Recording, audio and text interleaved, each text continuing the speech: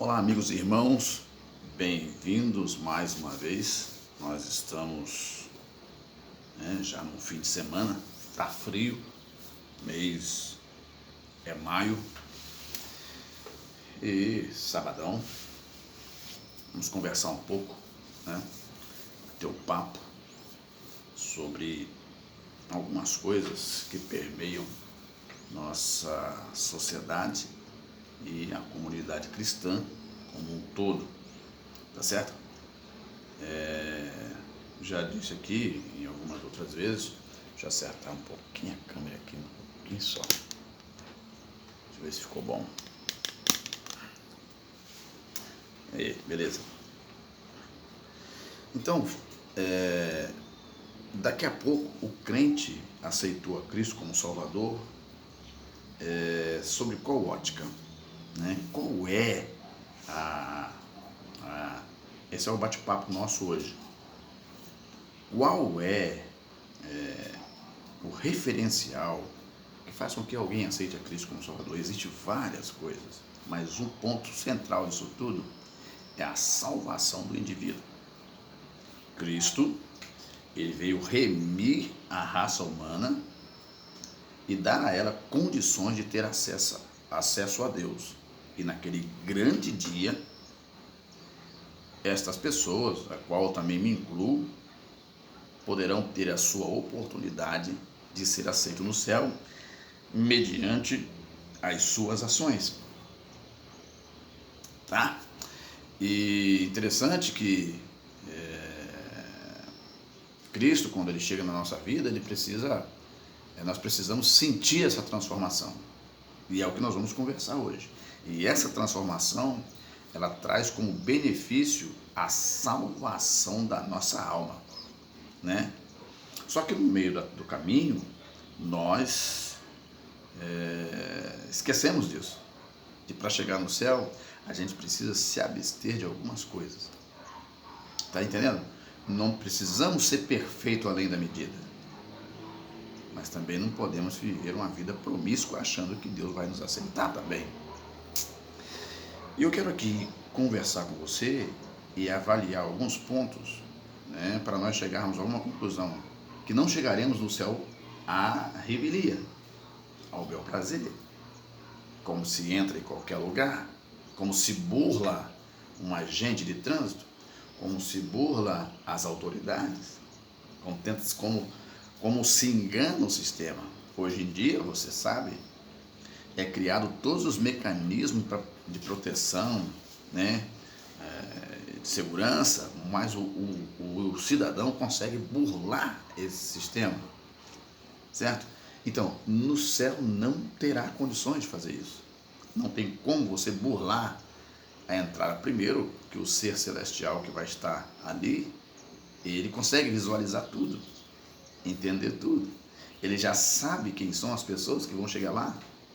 Ele já sabe antes de nós chegarmos lá, e já tem o nosso checklist, já conhece a nossa história, já tem o nosso histórico, e será impossível enganá-lo. Como é que você vai chegar lá no céu e vai querer passar por detrás da cerca? Como é que você vai chegar lá no céu e vai pedir alguém para distrair quem está ali, e tentar entrar sem que perceba? Não é verdade? Então, é um caso que nós temos que pensar com muita seriedade. E eu tenho percebido que os cristãos, na qual me incluo no meio, têm vivido uma vida como se não fosse para o céu. E alguns ficam irritados quando se fala em céu, salvação, fim do mundo, que Deus trará juízo sobre a terra. Alguns dizem que é para deixarmos de falar dessas coisas, porque Deus é amor, mas Ele é amor até que ponto? Ele é amor, mas Ele é justo.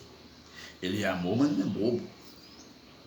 As pessoas entendem que ser amor, que amar alguém ou transmitir amor, é aquela pessoa que aceita tudo, que o outro pode fazer o que quiser.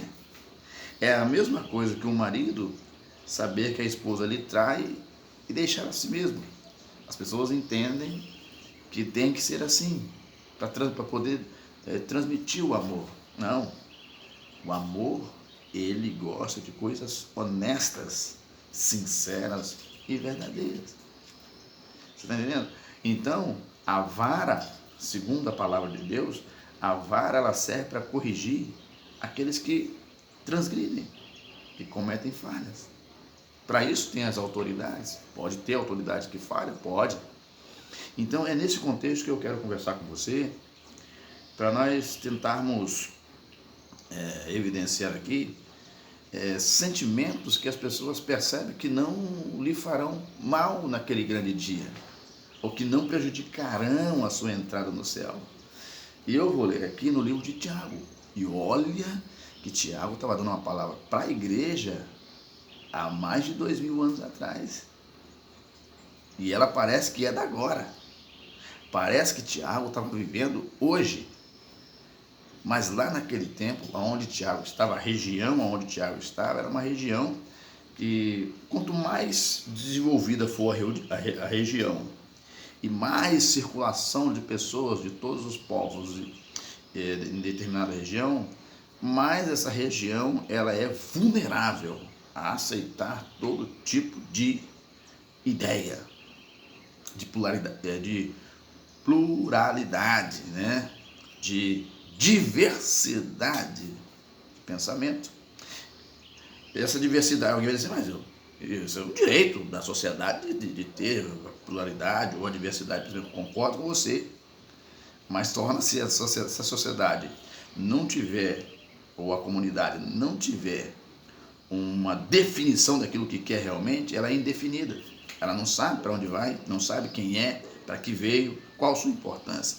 Então, nesse atual cenário, a qual muitos crentes se discute algumas coisas, direitos, mudanças, se querem uma igreja nova, se querem uma igreja reformada, né, que se enquadre ao atual sistema, eles perdem tempo e se esquecem do real sentimento que o cristão precisa ter, precisa explorar, precisa executar, precisa colocar em evidência, que é o verdadeiro amor mesmo de fato a Deus, ao seu próximo. Quem ama não prejudica. Preste atenção. Eu ouço muita gente falar de amor, mas quando esse indivíduo, ele na prática deveria expressar esse amor, ele não expressa. Por quê? Ele não respeita diretrizes, não guarda os preceitos, não guarda, desrespeita pai e mãe, desrespeita as autoridades, engana o seu próximo e quer falar que nós temos que amar o próximo. É uma hipocrisia, entendeu? Escancarada de um indivíduo que não presta atenção, só presta atenção em si mesmo, né? O tal egocentrismo, o que vale para mim não vale para você. Isso aqui é direito meu, seu não. Eu posso errar aqui, você não pode. Tá entendendo? Mas nós vamos ler. Ó, essa aqui é outra caneca. Ó, quebrou também, tá vendo? Ó, quebrou. Mas eu gosto dessas canecas. Cafezinho, bom. Então, vamos deixar minha canequinha aqui. Vamos ler aqui para nós entendermos um pouco. Vamos lá. Estou falando de céu. Somos servos de Deus, mas não para ficar aqui. Somos servos de Deus para ir para o céu. Nós temos que conversar sério. Tem muita gente brincando aí, levando a vida cristã como se fosse um parque de diversões. E não é. Cuidado, hein? Quer ver, ó? Vamos ler aqui. Eu quero ler aqui em Tiago capítulo 3, a partir do verso 13 ao verso 18. Vamos bater um papo. Ó, diz assim. Você pode ler com calma depois para você entender. O apóstolo Tiago dizendo assim: quem dentre vós é sábio e inteligente? Mostre pelo seu bom trato as suas obras em mansidão e sabedoria. Quem é? Mas se tendes amarga inveja, sentimento faccioso em vosso coração, não vos gloriei, nem mintais contra a verdade. Essa não é a sabedoria que vem do alto, mas é terrena, animal e diabólica. Porque onde há inveja e espírito faccioso, aí a perturbação e toda a obra é perversa. Mas a sabedoria que vem do alto é primeiramente pura, depois pacífica, moderada, tratável, cheia de misericórdia e de bons frutos, sem parcialidades. O que é parcialidade? Há indivíduos que, quando alguém comete uma falha, ele a condena para sempre. E se for um outro indivíduo que se encaixa no seu perfil, ele faz vista grossa. Isso é imparcialidade. Isso é parcialidade, né? Aonde eu perdoo um e o outro não. E sem parcialidade e sem hipocrisia. Ora, o fruto da justiça semeia-se na paz para os que exercitam a paz. Ou seja, muitos cristãos hoje quase não se falam em ir para o céu, porque para ir para o céu você precisa se adequar, se redefinir. Quando nós falamos de salvação, juízo final, dentro da nossa cabeça dispara um mecanismo fazendo uma varredura dentro da nossa mente. Poxa vida, eu tenho isso aqui para resolver, eu tenho aquilo lá para resolver. Então, o servo de Deus em si, ele quer evitar esse tipo de comentário, esse tipo de palavra, eu disse tudo. Se você observar todas as mensagens que nós ouvimos hoje na internet, em grandes eventos, eu entendo que é necessária, mas a maioria delas é para poder agitar o povo, mas não para levar o povo à consciência de que ele precisa ter uma vida justa diante de Deus para que ele possa ser aceito nas mansões celestiais. Mas o que você quer dizer com isso? Olha só, o apóstolo Tiago aqui estava dizendo uma coisa para uma igreja local. Crentes com situações mal resolvidas, crentes com aquele espírito de facção. O que é facção? É um grupo de pessoas, né? Crente que tenha ideia de se desligar, de se separar, de se dividir, de fazer seu próprio grupo. Hoje nós vemos isso, muitas ideias, e geram grupos. Em contrapartida a isso, há um pensamento, né, contra as lideranças eclesiásticas que querem pregar ou transmitir uma palavra séria de salvação, de conservação da vida. Porque nesse jogo, Satanás ele entra. E muita gente acha que o diabo é bonzinho. Eu vejo até pessoas no meio cristão achando que o diabo não é tão ruim assim. E esses crentes não sabem quem é o inimigo. Nunca procurou pesquisar na Bíblia Sagrada a sua história, os seus motivos. Desde quando o homem foi formado, o diabo quer destruí-lo. Quem vem mantendo o ser humano aqui, a raça humana até aqui, é o próprio Deus. Deus que criou todos os mecanismos até hoje para que nós, a raça humana, pudesse sobreviver. Mas quem é esse ser humano de fato, que é um servo de Deus? Hoje nós vemos aí pessoas com situações mal resolvidas. Muitos estão dizendo que vão para o céu, mas tem crente que não se fala, não se topa. E os dois querem ir para o céu. Estão pregando, estão cantando, estão salmodiando. Será que o Deus daquele do lado de lá é um e daquele é outro? Não dá para entender.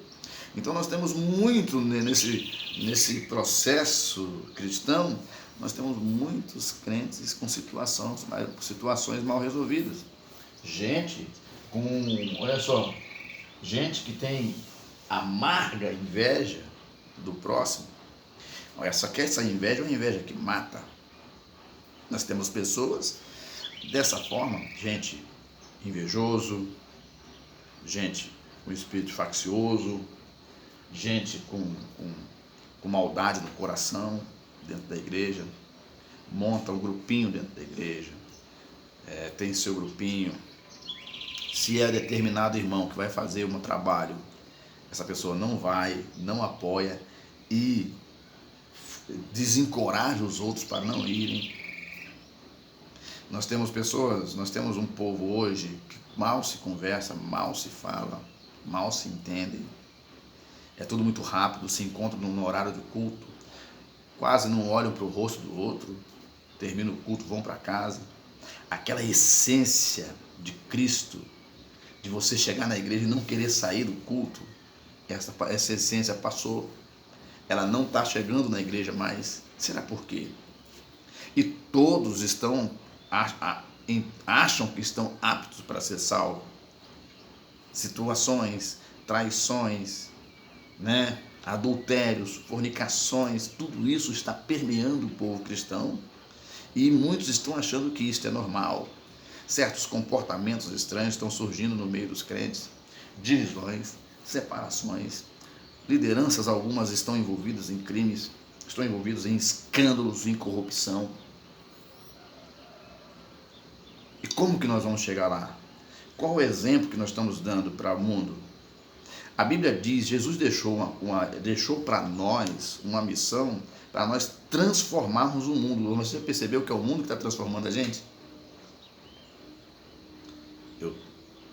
Eu sempre digo, eu estava esse dia tentando formular uma frase, porque vezes por outra aparece alguém defendendo uma tese, e às vezes as teses que se defende excluem, vou citar aqui certas teses que se defendem, mas antes eu vou citar a frase que eu montei, que eu estava tentando montar uma frase para poder fazer frente a esse tipo de pensamento. Primeiro, a frase que eu montei é esta: nós temos convicções e as nossas convicções elas poderão ser mudadas, elas podem ser mudadas, talvez ao atravessar a rua, mas Deus tem preceitos e seus preceitos são imutáveis, e se os preceitos de Deus é para mim, é para o outro também. Só que o ser humano sempre arruma um jeitinho para poder justificar que não precisa observar aquele preceito. E é aonde que muitos erram. É aonde que nós temos um povo que ainda não está sarado por Deus, porque não permitiu que Deus interferisse integralmente na sua vida.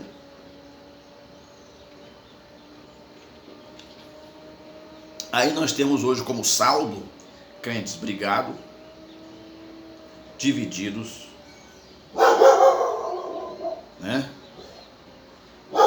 Nós temos, desculpa, o cachorro está latindo. Nós temos vários filhos de Deus no momento. Então nós temos vários cristãos envolvidos. Eu fui ali conversar com o cachorro para ver se ele fica quieto.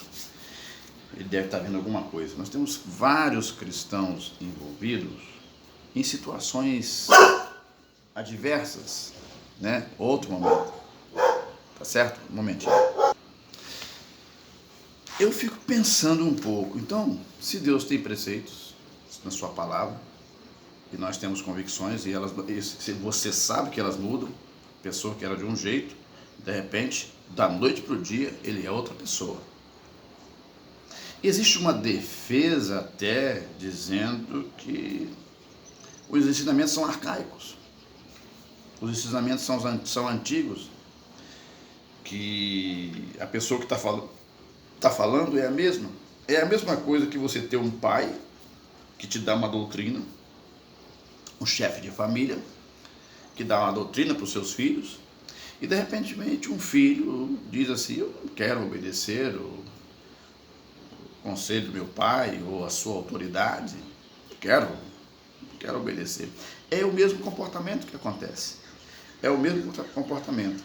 Quando o indivíduo quer defender um pensamento, mas essa defesa é para justificar a sua posição frente a demais coisas, é onde que ele diz que não, Seu ensinador está ensinando você há quantos anos a mesma coisa? Mas a mesma coisa que o ensinador está ensinando é isso aqui. Não existe uma nova fórmula fora disto para quem realmente quer ir para o céu. Existem ideias que podem surgir a partir de algum nível de observação. A maior parte que defende outros pensamentos dentro deste livro é que querem defender suas teses. A vida cristã, ela é uma questão de escolha. Ou você se separou para ser santo em Deus, ou você fica no mundo. É igual o ensinador, professor Rodrigo Silva. Ele dizia, antes as pessoas aceitavam Jesus Cristo como Salvador e eles mudavam de vida. Hoje elas aceitam Cristo como Salvador e ficam do mesmo jeito que estavam antes, praticando as mesmas coisas. Então nós estamos num cenário, não é que Deus não está deixando de ser eficaz, é que o indivíduo está sendo menos sensível, leva tudo à revelia, ao bel prazer, e as pessoas trabalham muito pelos olhos. É os olhos que definem, não é a razão que define. Se você olha uma coisa, Jesus disse uma coisa interessante: o homem que olhar para uma mulher com pensamentos, com segundas intenções, você melhor, mais claro, ele já cometeu adultério com ela. E alguns dizem, deve ser paz e amor, que não sei o quê, porque alguns acham que estamos aplicando ainda a forma da lei para alguém. O que diz na forma da lei lá? Quando aqueles homens levaram aquela mulher que foi pega em ato de adultério, como que essa mulher foi pega em ato de adultério? Cadê o homem que estava adulterando com ela? Então você percebia que havia uma injustiça dos homens sobre outras pessoas. Então, as testemunhas estavam ali com aquela mulher. Então, em cima da lei de Moisés, ela deveria ser morta, apedrejada.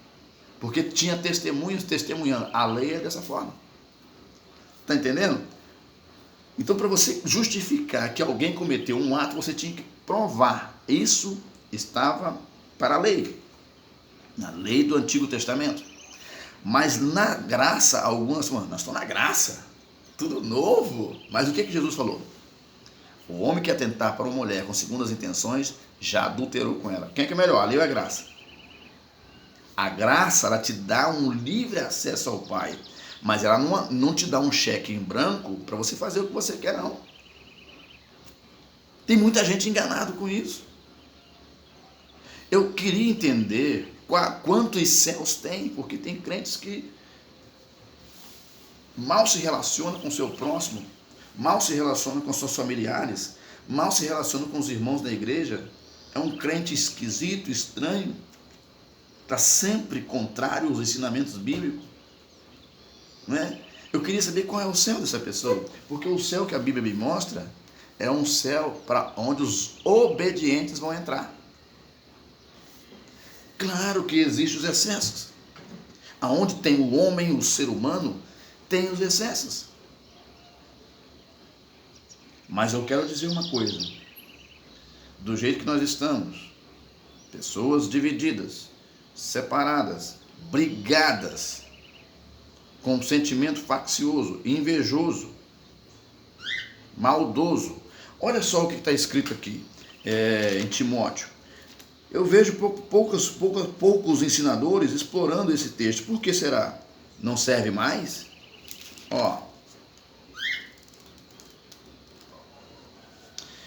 Aqui, no 1 Timóteo capítulo 4, a partir do verso 1 diz: mas o Espírito expressamente diz que nos últimos tempos, agora, apostatarão alguns da fé, dando ouvido aos espíritos enganadores, à doutrina de demônio, e pela hipocrisia de homens que falam mentira, tendo cauterizado a sua própria consciência, proibindo o casamento e ordenando a vestimenta dos manjares que Deus criou para os fiéis e para os que conhecem a verdade, a fim de usares deles com ações de graças, porque toda criatura de Deus é boa, e não há nada que rejeitar sendo recebido com ações de graça, porque pela palavra de Deus e pela oração é santificada. Então, não há um outro caminho a não ser passar por aqui. Como que nós vamos ficar com uma retórica, com esse pensamento estranho? E tem um outro aqui que diz, ó, vamos ver aqui, se é acho que é 2 Timóteo 3, está dizendo aqui, ó, vamos ver se eu estou certo, ó, 2 Timóteo capítulo 3, a partir do verso 1, ó, olha o que, sabe porém isto, que nos últimos dias sobrevirão tempos trabalhosos, porque haverá homens amantes de si mesmos, avarentos, que de olho no dinheiro, gosta do dinheiro, presunçosos, soberbos, blasfemos, desobedientes a pai e mães, ingratos, profanos, sem afeto natural, irreconciliáveis, não aceita, né? Caluniadores, né? Aquele que fala mal do próximo, aquele que vive dentro do culto falando mal da pessoa, daquela pessoa, incontinentes, pessoas que são briguentos, cruéis, sem amor para com os bons. É aquela pessoa que você carrega lá nas costas o tempo todo para ajudá-la, e depois essa pessoa se vira contra você. Traidores, obstinados, orgulhosos, mais amigo dos deleites do que amigo de Deus, tendo a aparência de piedade, mas negando a eficácia dela. Deste afasta-te. Então, se você quer esclarecimento, a palavra de Deus está aqui para esclarecer, basta ler. Basta ler. Se fizermos uma pesquisa aí, nós vamos observar que 70% dos cristãos não leem nenhum capítulo da Bíblia por dia, ou nada. Aí, olha só, aqui na região do Espírito Santo, onde eu moro, Cachoeiro do Mirim, nós sofremos 2 enchentes. Uma afetou a região de cima, Vargem Alta, Iconha, Minas Gerais. A outra enchente devastadora veio por Alegre aqui, ó, passou em Cachoeiro, uma enchente que há 40 anos tinha uma enchente dessa, passou uma enchente dessa em Cachoeiro, que não tinha o volume de casas e edifícios que tem agora. 40 anos atrás, diz a história, que passou uma enchente dessa em Cachoeiro. Agora, recentemente, passou uma enchente, devastou muitas casas, muitas pessoas perderam seus pertences, lojistas perderam suas mercadorias. Quando as pessoas estavam se recuperando, isso foi em janeiro, dessa enchente que veio, que devastou muitos municípios, sai a notícia que o vírus chinês, que veio da China, né? Não tem nada errado falar que veio da China, não veio de Wuhan, da China? Então, chega ao Brasil. E agora nós estamos aí, ó, numa quarentena. Parece que vão decretar um lockdown no próximo domingo. Nós estamos aí. O que você pensa como cristão disso tudo? Sabe por que muita gente não ainda está com o queixo em pé, ainda com o queixo virado para cima? Porque tem ajuda do governo. Com R$600 você vai ali e faz uma compra. Mas e se essa ajuda acabar e não tivermos recursos? Empresas estão parando, empresas estão fechando as portas. Será que muitos crentes só vão acordar depois que o caos estiver instalado de fato? De que precisamos fazer alguma coisa e parar com essa brincadeira? E ser crente de verdade? Hoje nós temos um número de crentes reclamões, falam de tudo. Anteriormente, os crentes não tinham esse tempo para ficar reclamando de nada, não. O crente já chega no culto reclamando, reclama do hino que canta, reclama da palavra que canta, reclama do irmãozinho que falou uma palavra trocada.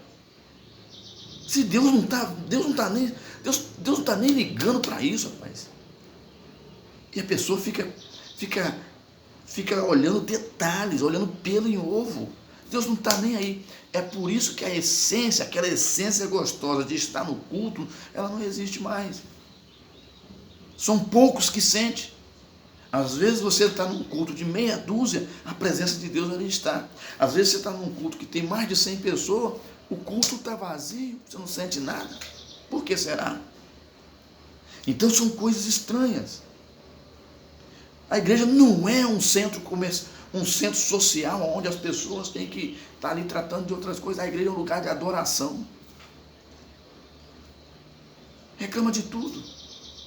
E depois, olha só, reclama de tudo. Aí o mal chega, os males chegam na vida dessa pessoa, ela vai dizer que foi os próprios crentes que jogou praga, os dirigentes que jogou praga, o pregador que jogou praga, a irmã do de oração que jogou praga. Então, nós temos que pensar mais sério. Nós temos que ler mais a palavra de Deus e parar com esses pensamentos soltos. Tem gente dizendo coisas aí absurdas, defendendo nada. Daqui a pouco, preste atenção, há coisas, nós vamos conviver com certas coisas, eu vou só dar uma ênfase aqui rapidamente, já tem 30 minutos que estamos falando, nós até Jesus voltar, nós vamos conviver com muitas coisas. Conviver com muitas coisas não quer dizer estar misturado nelas. Nós temos que conviver com pessoas de todos tipos de pensamento, mas não sermos iguais a elas. Se eu sou igual a essas pessoas, que tipo de doutrina eu tenho? É um pensamento estranho, é uma defesa estranha. Ser crente não é difícil. As pessoas que criam um cavalo de batalha, antes mesmo de entender o que é cristão. A pessoa levanta, faz as suas atividades, senta perto de uma TV, vê um filme, vê um negócio, não é proibido. Não estou dizendo que é proibido, mas preste atenção em nada. Aí vem um colega de trabalho, coloca um pensamento na cabeça dessa pessoa, ou um colega da rua, ou coloca um pensamento na cabeça dessa pessoa, essa pessoa acredita. Não vai pedir uma orientação ao seu pastor. E acredita nessa retórica, nessas histórias. Daqui a pouco está a pessoa que falou que essa pessoa é ruim e está essa pessoa ruim. Depois que estão todo mundo esfolado, até conserta, mas é difícil. Quantas pessoas que desceram a ladeira e estão com dificuldade de voltar, porque Jerusalém fica em cima. Então vamos prestar atenção nisso. Nós não vamos conseguir entrar no céu à revelia. Não. Os pais devem ter responsabilidade com seus filhos, em passar uma verdade para os seus filhos. O crente precisa ser verdadeiro e não ficar fazendo vista grossa, né? Evitando esclarecer. Esclareçam as verdades, porque é isso que nos levará a Deus. Que Deus abençoe a todos.